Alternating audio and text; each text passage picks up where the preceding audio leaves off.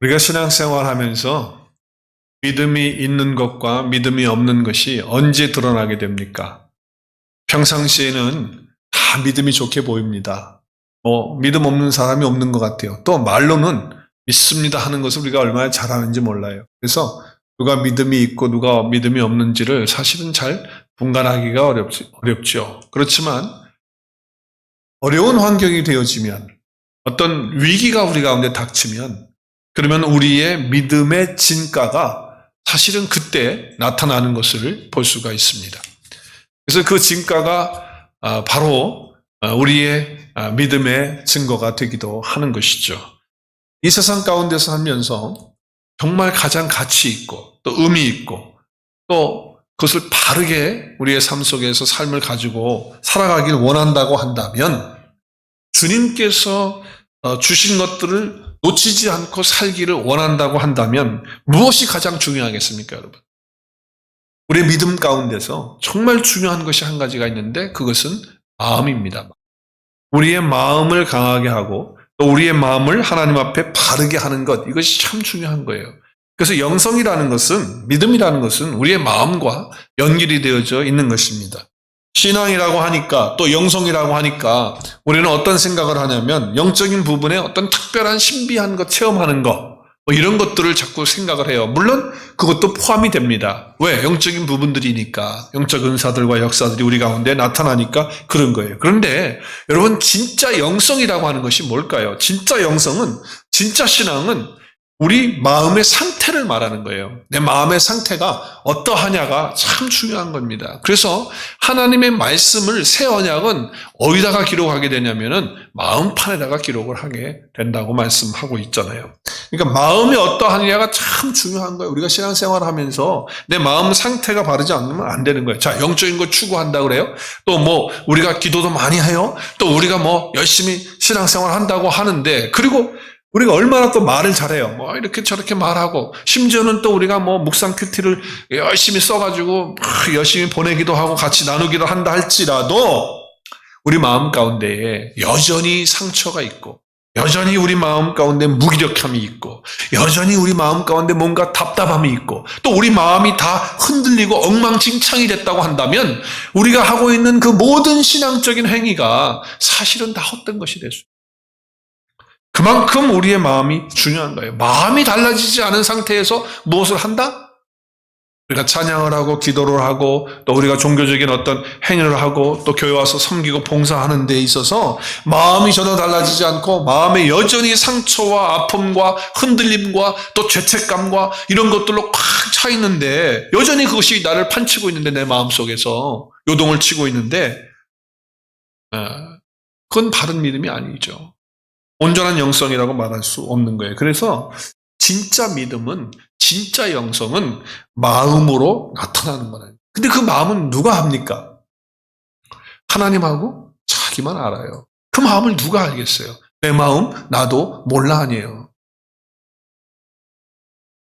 그래서 우리 믿음 안에서 우리의 마음을 강하게 하고 또 우리의 마음을 주님 앞에 바르게 하는 것이 진짜 참 아름다운 신앙의 모습이다라고 하는 것이죠. 자, 오늘 본문을 우리가 함께 읽었는데 오늘 본문은 지난 주간에 우리가 성경 통독하는 그 순서에 들어있는 본문입니다. 그렇죠? 다들 민수기 오늘 처음 보시는 것 같아. 우리 지난 한 주간 동안 우리 민수기 읽었던 본문이에요. 그렇죠? 그 본문 가운데 한 부분이 오늘 읽은 겁니다. 그러니까 여러분이 내용을 다 잘 아실 거예요. 다 읽으셨으니까. 할렐루야. 우리 민수기 읽고 있나? 이러시는 분들 계시면 안 되죠. 자, 오늘 본문의 배경을 또 안 읽으신 분들이 혹 있을까봐 잠깐 설명을 하겠습니다. 이제 이스라엘 백성들이 광야를 이제 생활을 하면서 하나님께서 약속하신 가나안 땅을 눈앞에 두고 있습니다. 그래서 모세가 12지파에게 한 사람씩 대표를 뽑으라고 했습니다. 그래서 각 지파마다 한 사람씩 대표를 뽑아가지고 나왔습니다. 그럼 몇 명입니까? 12명이죠. 12명이 나온 거예요. 그래서 그들에게 가나안 땅에 가서 너희들이 먼저 가서 정탐을 좀 하고 와라 그랬어요. 며칠 동안 정탐을 했죠? 자, 퀴즈 10일, 20일, 10일, 40일, 50일. 며칠? 40일 동안 정탐하고 돌아오도록 했습니다. 자, 그래서 똑같은 땅과 똑같은 환경과 똑같은 사람을 다 12사람이 보고 왔습니다. 자, 그래서 이제 모세 앞에 또 이스라엘 백성들 앞에 서서 보고를 합니다. 보고를 하는데 똑같아요. 보고의 내용이 처음 부분에는 어떻게 보고합니까? 그 땅은 적과 꿀이 흐르는 땅 맞고 참 기름진 땅이다. 그리고 거기서 사람도 많이 산다. 그런데 뭐예요? 사람들을 보니까 거기 사람들은 우리보다 크더라. 더 건장하고 또 힘이 있고 뭐 철무기도 있는 것 같고 우리보다는 훨씬 더 문명이 발달한 그런 나라이고 민족이다라고 하는 것을 보고 왔어요. 자, 그런데 첫 부분은 12명이 똑같이 다 보고 온 거는 똑같이 봤으니까 똑같이 얘기를 했어요. 그런데 뒤에 가서 마지막 보고를 하는 데 있어서 둘로 딱 갈라집니다. 그래서 몇 명이? 10명이 부정적인 보고를 합니다. 그리고 딱 2명, 누구하고 누구? 여호수아와 갈렙만 긍정적인 보고를 합니다. 자, 부정적인 보고는 뭡니까? 우리가 오늘 말씀을 이제 그 앞에 말씀을 좀 보면 13장이죠. 13장에 보면 갈렙이 모세 앞에서 백성들을 조용히 하고 이르되 우리가 올라가서 그 땅을 취하자 능히 이기리라 이렇게 이제 보고를 한 거예요. 왜? 우리가 할 수 있다는 겁니다. 네. 그런데 31절에 보니까 그와 함께 갔던 사람들은 누굽니까? 그와 함께 갔던 사람. 뭐 갈렙하고 같이 갔던 사람들이 10사람이잖아요. 그 10사람들은 뭐라고 말합니까? 우리는 능히 올라가서 그 백성을 치지 못하리니 그들은 우리보다 어떻게 하다? 강하다. 그래서 우리 힘들다. 이렇게 얘기를 한 거예요. 이것만 얘기한 게 아니고 더 붙여가지고 뭐라고 얘기를 하는지요? 32절, 33절에 보면 그 땅을 악평을 하면서 얘기를 해요. 뭐라고 얘기합니까? 그 거주민은 삼키는 땅이고 그리고 모든 백성들의 신장은 장대해가지고 커가지고 어떻게 했다는 거예요. 네필린 후손들이 컸는데 그 아낙 자손들이 후손들인데 그 거인들이 거기 있는 걸 봤다. 큰 사람들을 봤다. 그래서 우리는 스스로 우리 보기에도 뭐 같아요? 메뚜기 신드롬에 걸렸어. 메뚜기 같고 그들이 우리를 볼 때도 뭘로 봐요? 메뚜기를 보기 때문에 우리가 갈 수 있다 없다? 없다라고 몇 명이 보고했습니까? 10명이 보고했습니다. 자, 그럼 우리는 누기 가서 이길 수 있다. 우리가 차지할 수 있다고 말하는 사람은 2사람이에요. 그럼 몇 대 몇이에요? 10대 2가 되는 거예요. 10대 2. 여러분, 우리는 늘 다수에 의해서 뭘 결정을 합니다. 근데 다수가 맞을 때가 있어요. 많이 있죠. 그러나 다수가 꼭 다 맞는 건 아니에요. 우리 민주주의는 다수주의입니다.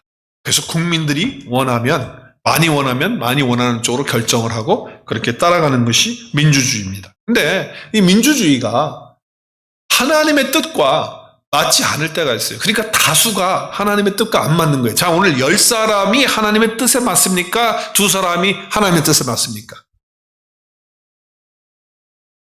둘 중에 하나 찍으라는데도 못 찍으시네.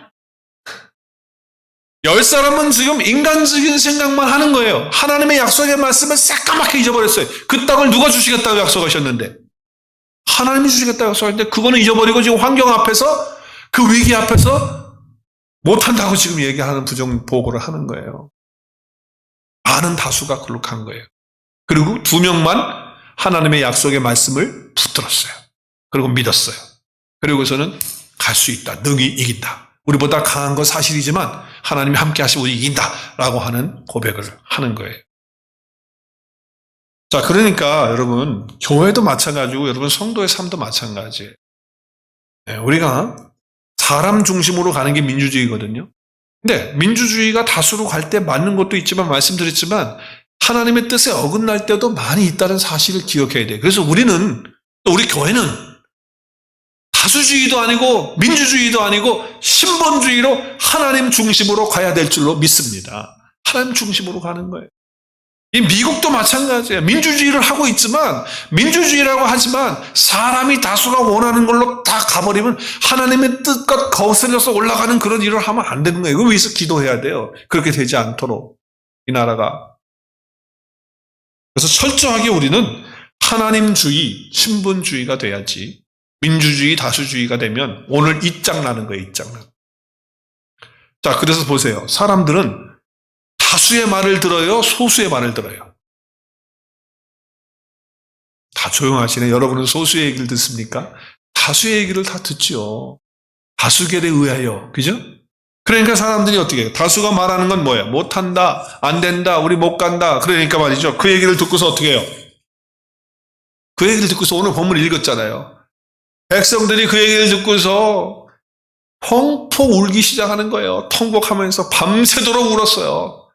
근데 울었는데 그게 뭐 하나님 앞에 기도하면서 그렇게 밤새 울면서 기도한 게 아니고 오늘 2절에 보니까 뭐예요? 모세와 아론을 어떻게 한다고요? 원망하는데 하루 종일 밤새도록 그거 하고 있는 거예요. 왜 원망했습니까? 2절의 말씀에 보니까 왜 우리를 그냥 애굽 땅에 그대로 있게 되면 애굽에서 죽었을 텐데 왜 또 광야에서 우리 그냥 죽게 내버려 두지? 이제는 가나안 땅까지 와가지고 가나안 코앞에 와가지고 이제 들어가서 그 땅에 가서 우리로 하여금 죽게 하느냐? 그럼 우리 처자식들은 우리 처와 우리 아내들은 다 이제 종살이 하게 되고 그리고 우리는 다 죽게 되고 그럴 텐데 이게 지금 뭐 하는 짓이냐 말이지. 지금 상황을 보고 환경을 보면서 이렇게 이야기를 하는 거예요. 자, 그러면서 뭐라고 그래요? 3절 4절에 보니까 뭐라고 말합니까? 어찌해서 우리를 이걸로 해서 칼에 의해서 쓰는다. 처자가 사로잡히게 된다. 아내하고 아이들도 사로잡히게 돼서 노예 생활하게 되고 그 다음에 애굽으로 돌아가는 것이 어떻게? 그게 낫겠다. 그래가지고 어떻게 합니까? 우리가 한 사람을 지도자로 세우자. 이제는 모세도 필요 없어. 아론도 필요 없어. 새로운 사람, 애굽으로 돌아갈 수 있게끔 하는 새로운 사람 한 사람 세워가지고 어디로 가자? 애굽으로 다시 돌아가자는 거예요. 여러분 성경에서 애굽은 세상을 말하는 거고 죄를 말하는 거예요. 그래서 우리가 애굽 생활을 하던 종살이 하던 이스라엘 백성들을 인도해내는 출애굽을 유월절을 통해서 끄집어내는 것이 뭐예요? 우리가 예수 그리스도의 십자가의 은혜로 말미암아 구원받는 사건을 그림자적으로 보여주는 거죠. 그래서 우리가 구원받고 그리스도 예수와 함께 그 피로 우리가 죄사함 받고 이제 나와서 홍해를 건너면서 세례 침례를 받는 거 아니에요. 그렇죠? 영적으로. 그래서 그리스도와 연합이 돼서 예수님과 내가 하나가 되어지는 축복 가운데 살아가는 거예요. 근데 그걸로 끝나는 게 아니고 그동안에 광야에서 뭐예요? 훈련하고 연단 받아가지고 우리가 하나님의 자녀로서 그리스도의 장성한 분량에 이룰 수 있도록 거기서 연단 받고 훈련 받는 거예요. 우리가 지금 광야 생활하고 있잖아요. 그리고 광야 생활을 통과하면 하나님이 약속하신 가나안이 어디예요? 영적으로. 하나님의 영원한 나라에 우리가 들어가는 그게 순례의 여정 길을 우리 믿는 성도들의 순례의 믿음의 여정 길을 쭉 이렇게 그림자적으로 보여준 거라는 거예요. 자, 그런데 지금 어떻게 하겠다는 거예요? 다시 애굽으로 돌아. 자, 우리가 이제 구원받고 하나님의 사람으로 광야에서 훈련받고 이제 하나님 나라에 들어가는 그 순례의 여정에 있는데 다시 죄악으로 들어가겠다고? 다시 마귀의 자식으로 돌아가겠다고? 어둠으로 가겠다고? 이 말이 되는 얘기를 하는 거예요, 지금. 어쩌다가 이렇게 된 거예요? 어쩌다가. 자, 이 얘기를 들으니까 모세와 아론이 어떻게 합니까? 오늘 말씀 5절에 보니까. 저는 좀 충격받았는데 5절 보니까 뭐라 그래요? 모세와 아론이 어떻게 했죠? 이스라엘 자손의 온 회중 앞에 어떻게? 엎드려졌어요. 어떻게 보면 너무 왜 기절초풍 하면 그냥 이렇게 그냥 쓰러지는 것처럼 쓰러지는 것 같아요. 엎드렸다고 하니까 기도를 하는 건가 보다. 물론 그렇게 볼 수 있어요. 하나님 앞에 기도하는. 근데 하나님 앞에 기도하는데 왜 백성들 회중 앞에 엎드려요? 성막에 가서 엎드리든지 아니면 다른 곳에 가서 하나님 앞에 기도하지. 그죠? 근데 회중들 앞에 엎드렸어요. 그러니까 내가 너희들이 이제까지 하나님의 인도 가운데 내가 앞장서서 이렇게 왔는데 해도 너무한다 너희들. 정말 어떻게 하면 좋겠느냐라고 하는 그런 마음으로 엎드린 것 같아요. 너무너무. 그래서 이제는 지쳤으니까 제발 좀 이제 원망하고 불평하는 거 좀 그만하고 하나님이 하자는 대로 우리 하자라고 하는 그 간절함과 안타까움이 여기 묻어나는 거예요. 이게 얼마나 마음이 아팠겠어요. 모세와 아론이. 자, 그 모습을 보고 있었던 갈렙과 여호수아가 너무너무 안타까운 거예요. 똑같은 마음을 갖는 거예요. 그러니까 모세와 아론과 지금 여호수아와 갈렙은 같은 마음인 거예요. 하나님의 마음인 거예요. 그래가지고 어떻게 해요? 자기들의 옷을 찢는 거예요. 옷을 찢는다는 말이 뭐예요? 자기의 마음이 그렇게 아프니까 하나님 앞에 회개하고 또 이 백성들이 하나님 앞에 그렇게 마음을 찢고 회개할 수 있도록 해달라고 하는 거 아니에요. 그죠? 그런 표현을 하는 거예요. 그런 표현을. 자, 그래서 7절에 보니까 이스라엘 자손의 온 회중에게 말하여 이르되 우리가 두루 다니며 정탐한 땅은 어떤 땅이라고요? 심히 아름다운 땅이다. 왜? 하나님이 약속하신 땅이기 때문에 저 땅은 참으로 아름다운 땅이다라고 이렇게 보고를 하는 거예요. 자, 10명은요. 지금 하나님의 약속의 말씀을 다 잊어버리고 부정적인 보고, 하나님의 뜻과 반대되는 그런 보고를 했어요. 그랬을 때 이스라엘 백성들은 그 보고를 듣고 다 마음이 무너져가지고 원망하고 불평하고 난리가 나는 이제 그런 부정적인 삶으로 영향을 끼치게 되는 것을 볼 수가 있어요. 여러분, 이 부정적인 것은요, 얼마나 빨리 오염이 되는지 몰라요. 우리가 이 부분에 대해서 잠깐 우리가 짚고 넘어가는 것이 좋겠어요. 정말 짧은 보고거든요. 근데 이 짧은 보고 하나가 이스라엘 백성들을 온통 다 이렇게 원망으로, 어둠으로 빠뜨려버리는 그런 일을 하겠다고 하는 것이죠. 어떻게 이런 일이 일어날 수 있을까? 한번 생각해 보세요. 이스라엘 백성들이요, 지금 여기는 2세들이 아니에요. 다 1세들이에요. 1세들은 뭘 경험했습니까? 출애굽을 경험을 했어요. 장자를 죽이는 사건을 통해서 자기들이 어린 양을 잡아서 유월절을 통해 가지고 넘어오는, 그래서 재앙이 없이 자기들 살아나는 걸 경험한 사람들이에요. 그 다음에 홍해 앞바다에서 하나님의 기적 같은 역사로 홍해를 가르고서 홍해를 마른 땅같이 건너온 사람들이에요. 그래요, 안 그래요? 자, 광야에서 먹을 것이 없어요. 근데 아침에 눈 뜨고 나오면 하나님께서 란나의 양식을 풍성하게 내려주셨어요. 그래서 그걸 먹었어요. 또 우리 백장로님 오늘 기도하신 것처럼 고기가 땡긴데 고기 좀 먹게 해달래. 그러니까 하나님은 어떻게 해요? 동풍 불게 해가지고 메추라기 보내가지고 메추라기 먹였어요. 신발이 달아야 안 달아요? 옷이 헤어져야 안 헤어져요? 그걸 경험해요, 안 해요? 경험해요. 목이 말라요. 물이 없어요. 그래서 반석이 대신 예수 그리스도를 예표하는 그 반석을 어떻게 하래요? 명해서 거기서 물이 나오게 해서 생수가 터져. 그래서 그 물을 마셔요. 그죠? 그 경험을 한 사람들이에요, 다. 체험을 다 한 사람들이에요. 몸으로 다 알고 있는 사람들이에요. 그런데 한마디의 보고 때문에 그냥 와장창 그 마음이 다 무너져버려요. 마음이 무너져버리는 거예요. 결국은 우리의 신앙은 마음에 있는 거예요. 마음의 상태가 어떠냐는 거예요. 이스라엘 백성들의 모습을 통해서 우리가 이걸 봐야 돼요. 평상시에 나도 믿음 생활하면서 말하는 것은 믿음처럼 말하고 또 뭐 믿음이 되게 좋은 것처럼 아멘 할렐루야, 그것도 목소리도 이렇게 깔으면서 할렐루야 아멘 이렇게 한다 할지라도 실제적으로 이러한 일이 일어나게 되면은 이스라엘 백성들만 아니라 나도 그렇고 여러분도 언제든지 마음 상태가 이렇게 되어서 하나님을 원망하고 또 지금 상황에 대해서 불평하고 이렇게 먼저 그것들을 하게 되는 그런 일이 우리 가운데 있을 수 있다라고 하는 것을 기억을 해야 된다라고. 여러분, 특별히 이 불평과 원망은요, 공개적인 자리에서 하면 안 돼요. 지금 여기 보니까 그냥 완전히 회중들 앞에서 공개적으로 그냥 이렇게 불평하고 원망하니까 이게 문제가 심각해지는 것을 볼 수가 있어요. 여러분, 우리 공동체를 무너뜨릴 때 보면 이렇게 같이 모여있는 이 공동체 안에서 한마디 불평하고 두마디 원망하고 이렇게 시작하면요, 감당할 수 없을 만큼 어려워진다는 것을 알 수가 있어요. 어느 목사님께서 말씀하시는 그 기록한 것을 책으로 읽은 적이 있는데, 새로운 교회에 자기가 부임을 해갔는데 그 교회에 가니까 특별한 상황이 하나가 있더래요.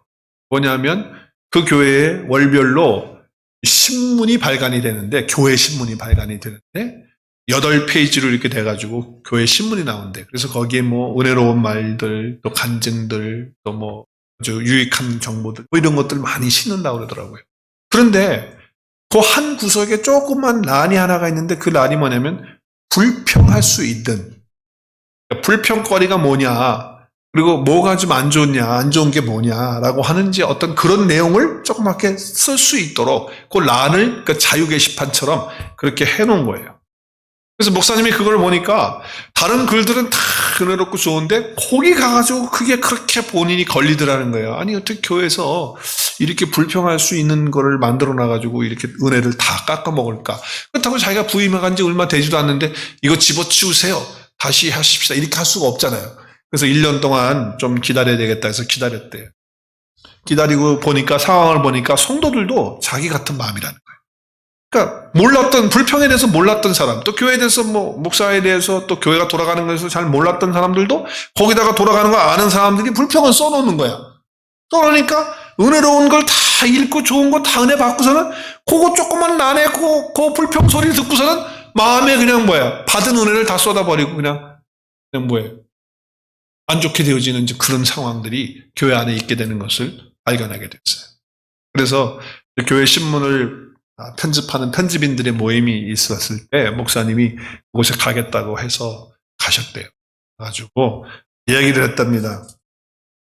교회 신문에 이런 란을 만들어 놓으면 되지 않을 것 같다. 왜냐면 우리 교회 신문은 일반 신문하고 다른 것인데 교회 신문에다가 신랄하게 비판할 수 있는 어떤 공간을 이렇게 만들어 놓으면 이거는 바람직하지 않지 않냐. 교회는 신문을 통해서 은혜를 받고 서로 세워주고 격려하기 위해서 신문을 만드는 것이지 불평 불만을 갖다가 오다가 조금이라도 달아놓으면 그거 읽고서 많은 사람들이 불만이 더 높아지게 되고 원망이 더 생기게 되지 않겠냐. 또 몰랐던 사람들도 그걸 또 알게 되면 그게 좋을 게 뭐가 있겠느냐라고 이렇게 이야기를 하는 거예요.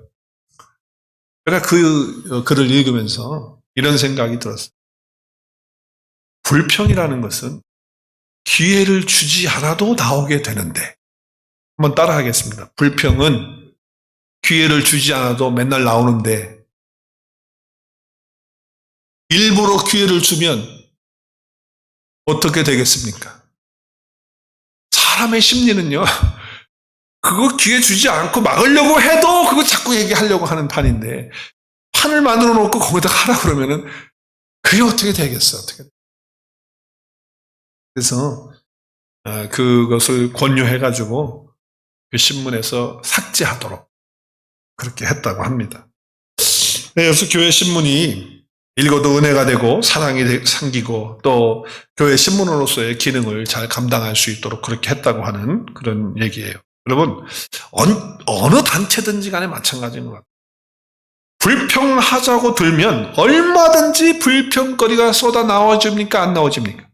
쏟아져요. 그 마음 가지면요. 우리가 토론하고 발전을 위해서 서로 이야기하는 것들은 좋지만 불평 아닌 불평, 원망 아닌 원망을 하기 시작하면 거기는 파괴력이 있어가지고 공동체를 다 무너뜨린다라고 하는 거예요.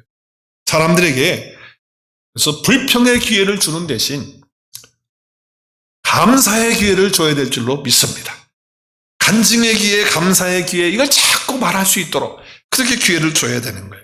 그러니까 우리가 셀 모임 하면서도 셀 리더들 잘 들으세요. 우리 안 좋은 점 좀 얘기해봐. 이렇게 하지 말자. 그러면은 그건 큰일 나는 거예요. 큰일 나는 거예요.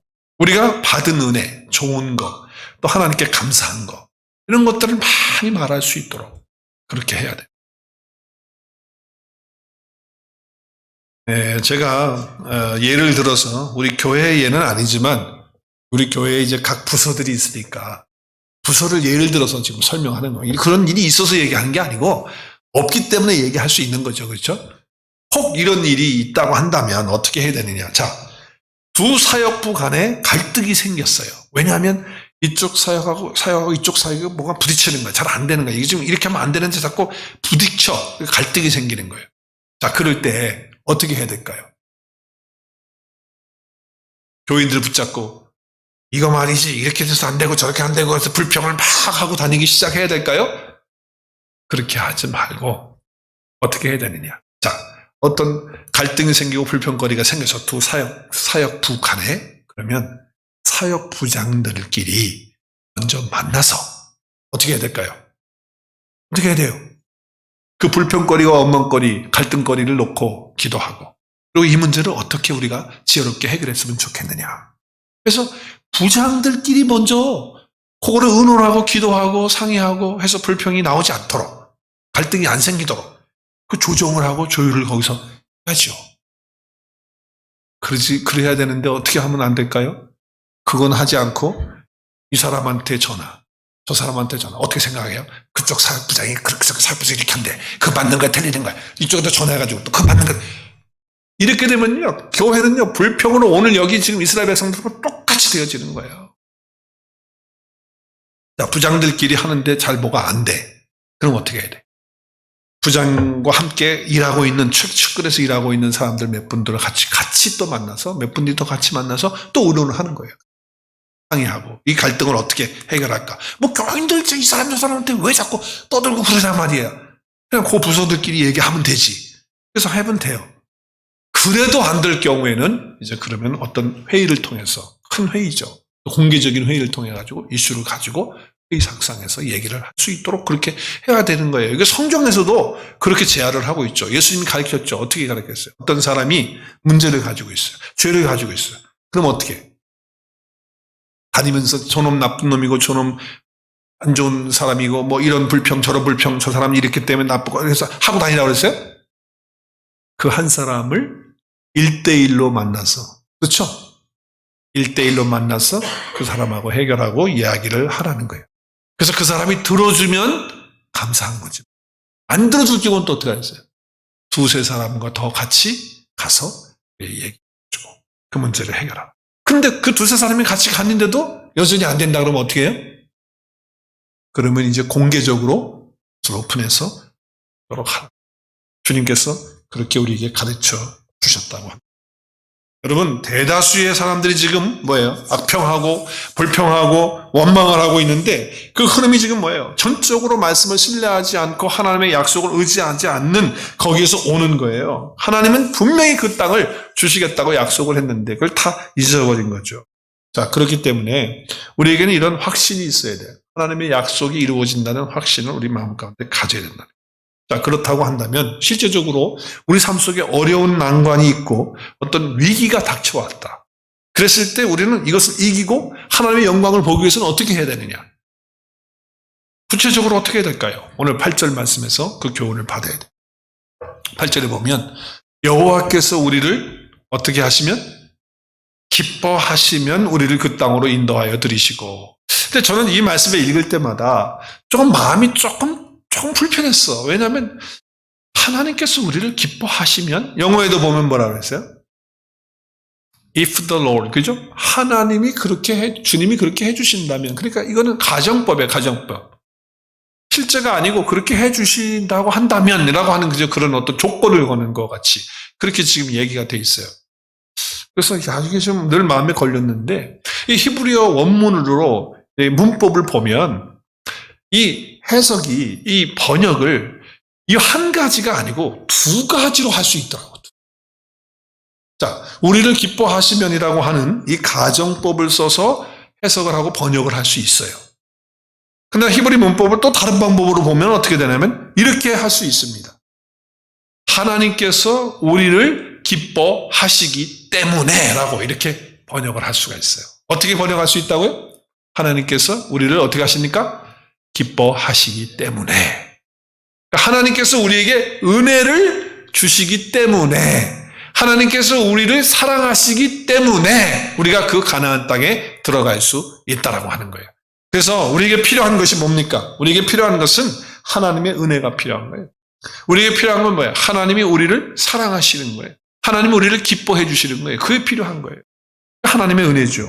그래서 우리는 하나님이 나를 기뻐하시기 때문에 이 일을 감당할 수 있도록 하신다라고 하는 것이 훨씬 좋은 번역이다라고 그렇게 생각합니다. 그래서 두 가지를 택할 수 있어요. 여러분, 우리를 기뻐하시면으로 이렇게 하시겠어요? 아니면 하나님이 나를 기뻐하시기 때문에 이렇게 하신다고 하는 거. 어느 게 더 좋아? 어떤 번역이 더 좋아? 어떤 게 더 긍정적이야? 두 번째 게 훨씬 더 긍정적이죠. 식당에서 웨이터가 돈을 벌고 그리고 자기 팁도 많이 올리고 또 주인 가게를 매상 올리는 방법이 있는데, 물론 중요한 식당 메뉴를 잘 이렇게 소개해주고 하는 것도 중요하지만 그 디저트가 짭짤하대요, 디저트가. 그래서 디저트를 잘 해야 된대. 근데 그 웨이터나 웨이트레스가 그 디저트를 손님에게 이렇게 할 때 어떻게 해야 되느냐. 디저트를 드시겠습니까? 라고 하면서 디저트 메뉴를 갖다 주는 게 아니고, 디저트가 아이스크림이 있고 과일이 있는데 어떤 걸로 하시겠습니까?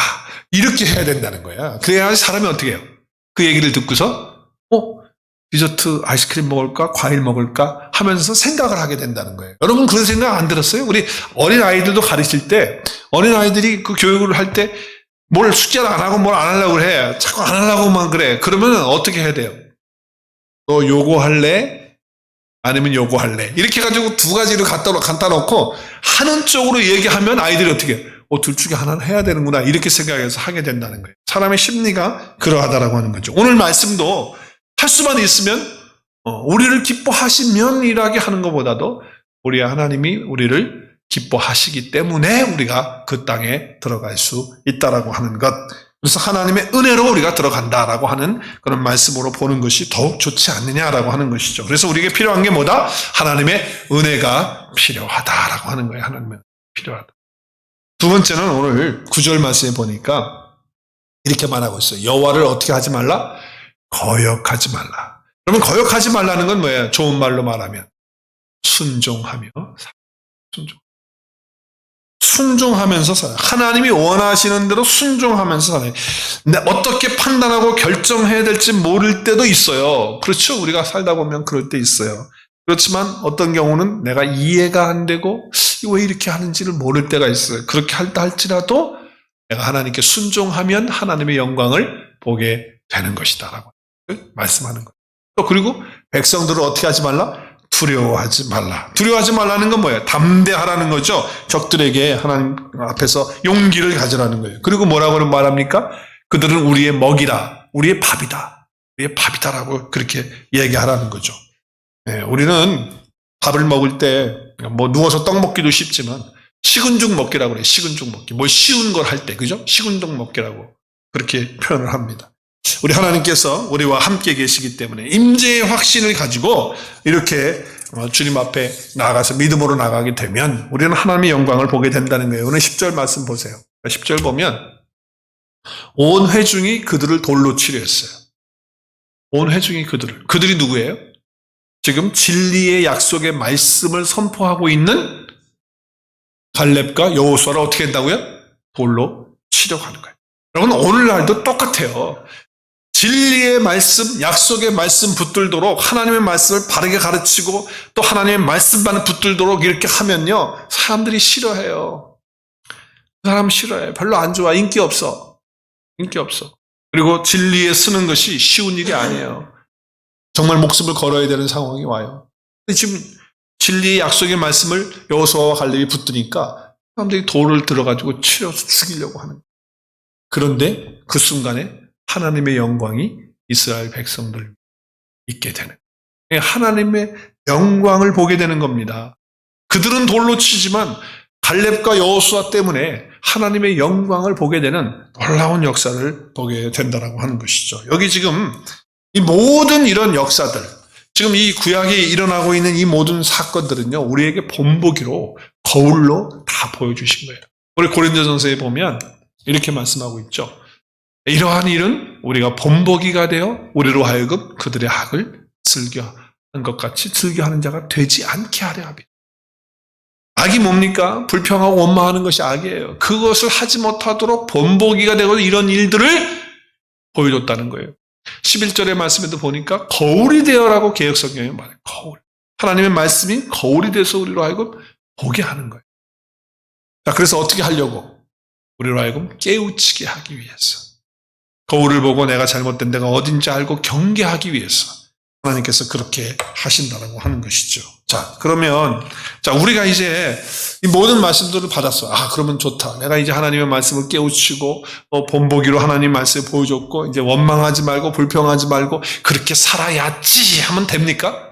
그렇게 하고 결단하고 오늘 그냥 내가 여기다 내가 그냥 여기다 칼로 내가 혈서를 써가지고 내가 이제 그렇게 안 하겠다고 한다고 되냐고요. 안 되는 거예요. 여러분, 지금 여호수아와 갈렙은 하나님의 사람들이었고 하나님의 약속을 붙들었고 또 하나님의 영이 함께 하시는, 하나님의 영이 뭐예요? 성령이 함께 하시는 그런 자들이었다는 것을 알 수가 있어요. 그렇기 때문에 우리가 거울이 되고 그리고 이제 본보기가 되고 그리고 깨닫는 그런 일을 통해서 하나님 앞에서 원망이 아니라 불평이 아니라 하나님 앞에 감사가 나오고 찬양이 나오려면 어떻게 해야 되느냐?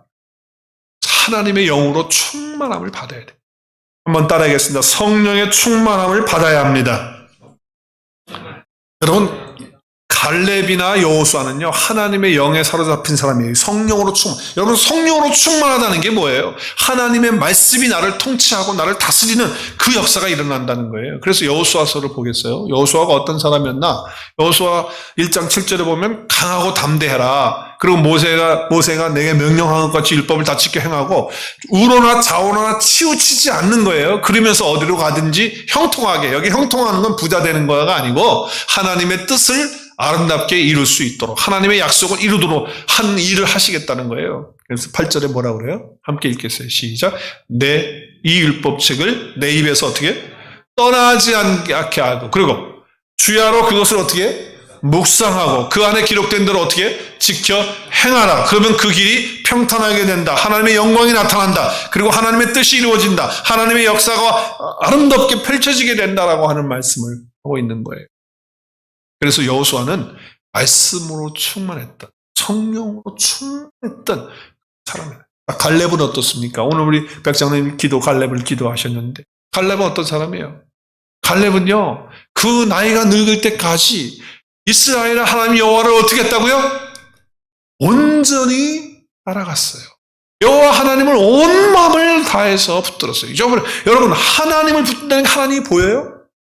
하나님을 따라간다는 게 뭐예요? 말씀을 따라가는 거예요. 하나님의 말씀을, 그 약속하신 것을 그대로 믿고 그 약속 붙들고 가는 거예요. 그러니까 이 갈렙도 하나님의 말씀으로 충만했던, 하나님의 성령으로 충만했던 그런 사람이라고 하는 거예요. 자, 그렇기 때문에 하나님의 영으로 성령으로 충만한 그런 삶이 내 가운데 이루어질 때 어떤 위기의 상황이 온다 할지라도 주님의 약속을 이루게 되고 주님의 영광을 보게 될 줄로 믿습니다. 여러분, 어떤 상황에도 내 내면에다가, 내 마음에다가 무엇으로 채워야 돼요? 에베소서 5장 18절. 무엇으로 채워야 돼요? 술로 채워야죠. 술로. 그죠? 술 취하지 말라. 술 취하지 말라. 이는 방탕한 것이니 어떻게? 오직 성령으로 충만함을 받으라.